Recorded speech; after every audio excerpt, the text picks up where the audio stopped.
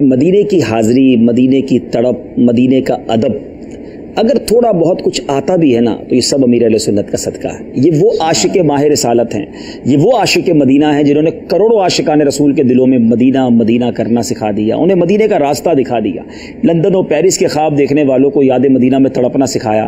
کمال ہے امیر اہل سنت کا، وہ ایسی عظیم ہستی ہیں، یاد مدینہ میں تڑپنا، مچلنا، اس مدینے کی یاد میں رونا، یہ امیر اہل سنت کا خاصہ ہے، اور ان کے صدقے ہی ساری دعوت اسلامی والوں کو بلکہ دنیا بھر کے کروڑوں عاشقان رسول کو نصیب ہوا ہے۔ یہ ہاتھ باندھ کر جانا، یہ بیکاری کا انداز اپنانا، یہ ادھر جا کر رونا، الوداعی میں آنسو بہانا، یہ سب کچھ امیر اہل سنت کی گویا تربیت ہے۔ اور امیر اہل سنت نے اپنے مدنی مذاکروں کے ذریعے، یا خاص طور پہ جب امیر اہل سنت کا، جب آپ میں سے شاید یاد ہو، جب حج کا سفر ہوتا تھا اور وہ جو قافلہ ایئرپورٹ جاتا تھا اور اس پر جو میرا سلام کہنا اور جو رکت طاری ہوتی تھی، تو یہ سب کچھ امیر اہل سنت کی برکت ہے۔ تو خاک مجھ میں کمال رکھا ہے، مرشدی نے سنبھال رکھا ہے، میرے عیبوں پہ ڈال کر پردہ مجھے اچھوں میں ڈال رکھا ہے۔